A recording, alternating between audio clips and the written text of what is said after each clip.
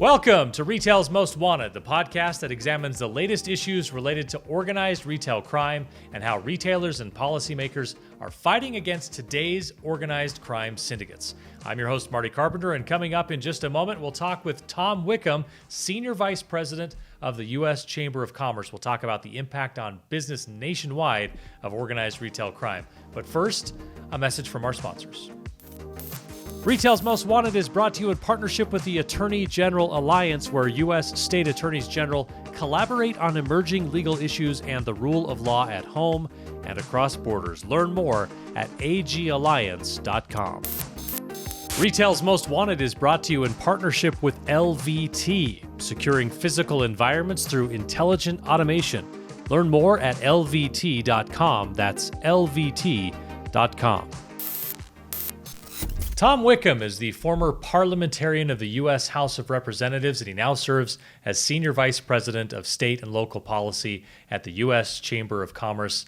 He leads the Chamber's new division that monitors state and local policy developments and coordinates advocacy strategies within the existing Chamber framework. The U.S. Chamber is an organization I have great respect for, and Tom, we're really glad to have you on Retail's Most Wanted. Thanks for taking some time with us.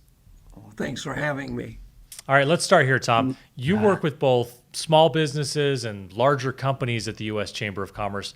What are you hearing from them about organized retail crime in our businesses? Well, we're hearing that it's having a major impact on both small businesses and large corporations here in the United States. We're hearing from small business owners like Anna Fernandez. She's a dessert shop owner down in San Antonio, Texas, and she worked really hard to stay open during COVID, some real challenging times down there. A number of her neighboring businesses closed, and then after COVID, she was hit with an uptick in crime, burglarized many times, but she really wanted to stay open. Finally, she came into the shop one morning and found that the air conditioning didn't work. So she was preparing for a hefty bill from a repair person, but the repair person informed her that her AC unit had been stolen from the roof, and her business had to unfortunately close. We're hearing from businesses in California like Henry's House of Coffee, a small family-owned coffee roaster that's really trying to stay above water due to the impact of crime, multiple break-ins, investments in trying to make the shop more secure. We have a saying here in the U.S. Chamber, no business should have to close because of crime. And it's not just the small businesses. The larger corporations are also feeling the effect. We recently did a survey for our crime report to business, or crime risk to business report, and it found that mentions of organized retail crime in earnings statements from S&P 500 companies had doubled from 2022 to 2023. The small businesses, the large corporations are really getting hit by this, and Congress is starting to take notice. As you mentioned, I'm a former Hill employee, and 3 committees have held hearings on retail crime within the last 8 months. The states are taking notice as well. Very happy to see 20 states having changed their laws with regard to retail crime in the last 15 months. The governors of both New York and California are both calling for retail crime bills from their legislature in 2024. So we're hearing from small businesses and large corporations, and our policymakers are starting to take notice, and we're hoping we can bring everyone together to really take a bite out of this very important area. For whatever reason, there's more natural sympathy, it seems, for small businesses, but we see organized retail crime hitting big box stores and nationwide chains. But this rash of organized retail crime doesn't just hurt the stores, it doesn't just hurt the owners of the stores, whether those are larger groups or whether it's a mom and pop type of shop. It also hits shoppers with higher prices and hurts communities we live in and work with. I just wonder if you could speak a little bit to what the impact is on communities from a public safety standpoint when crime is unchecked or when there's a flare-up of retail crime in an area. It has a profound impact on the communities. We that work in this area really bristle when we hear the term victimless crime. When crime hits a store, they're forced to raise prices. People often lose their jobs. Businesses close down. And then, as a result of that, you have underserved communities that have nowhere to get their groceries or their pharmacies. It really does have a community-wide impact. The other thing that we're seeing is a real uptick in the violence. And that has been a game changer for both small businesses and our major corporations. Talk to anyone who's a veteran in this area, they're going to tell you that shrink and loss prevention have been around for a long time. But the uptick in violence that we're seeing has really made the situation intolerable and caused groups like the U.S. Chamber of Commerce to call it a national crisis and really rally the troops on this issue. You mentioned rallying the troops on the issue. The Chamber's been working with a lot of stakeholders, as I understand it. Could you tell us about the folks who've come to the table to help address this, who've partnered with the Chamber, and some of the success stories you've had from being that collaboration point? We're really fortunate to have committed partners in this space. We work mostly with companies and with state chambers of commerce. The Ohio Chamber of Commerce is one that I'll mention. They've started a crime task force within their state chamber. They're working with their Attorney General Yost. There's going to be an event there in March involving the U.S. Chamber, the Ohio Chamber, and the Attorney General that we're really looking forward to. In addition, we've seen that the Attorney Generals in most of the states have really been assertive on this. We're grateful to partner with the Attorney General Alliance and Protecting Americans Project to really try to make an impact and look at creative solutions when it comes to retail crime. Another one I'll mention is the New Mexico Chamber. They took the innovative step of organizing an ORCA, which we call Organized Retail Crime Association. Coordination is so key in combating retail crime.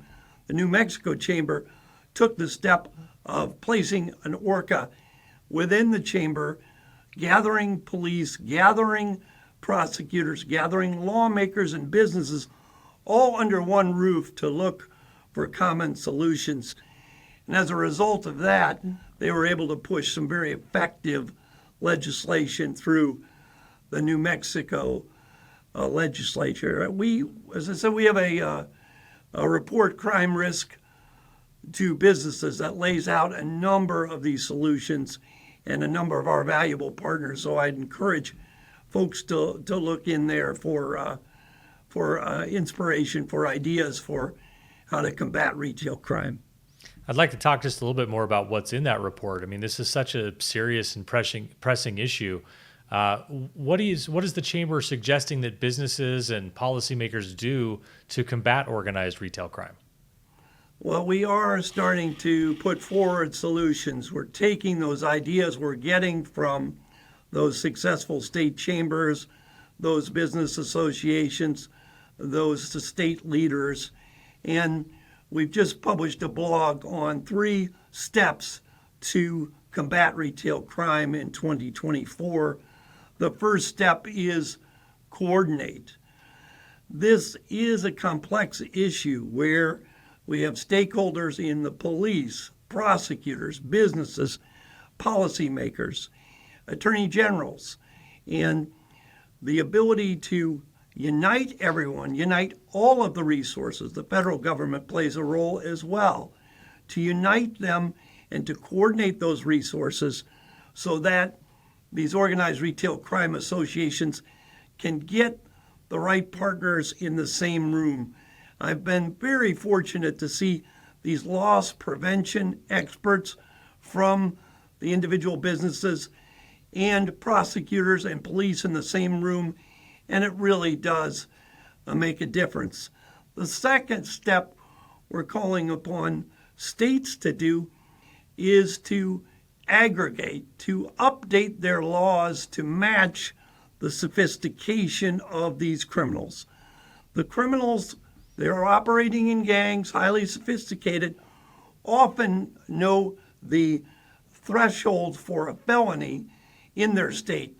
We've heard of reports where shoplifting gangs are bringing calculators into the stores because they're going to steal just below the felony threshold in that state. What aggregation does is it updates the laws and allows prosecutors to aggregate multiple offenses and hit those multiple repeat criminals really hard. And that's made a big difference.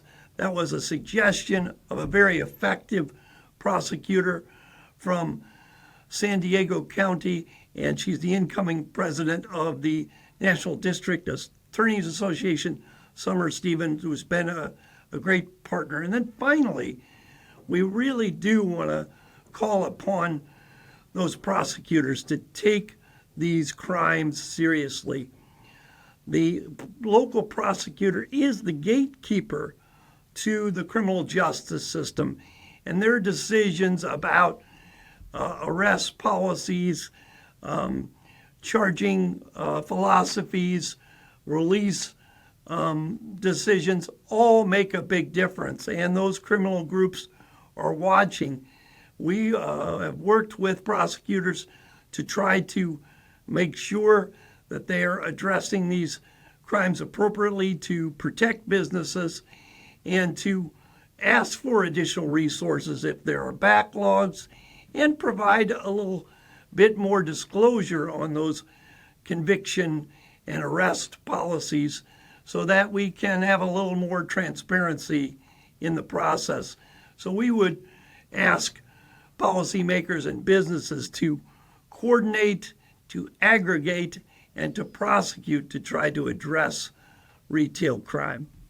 For our audience that may want to look into more of what the Chamber's doing on this issue, where can they go to find more about the Chamber's work on organized retail crime?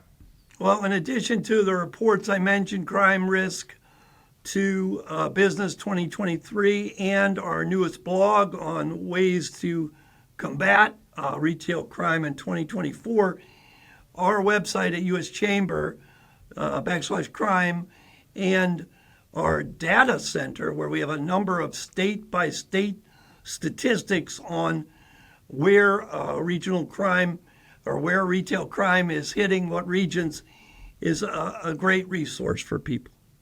I'll get you out of here on this. I would be remiss if I did not ask you about your job as parliamentarian in the U.S. House of Representatives. What was the coolest thing about that job that our audience would say, wow, the parliamentarian, that's a big deal?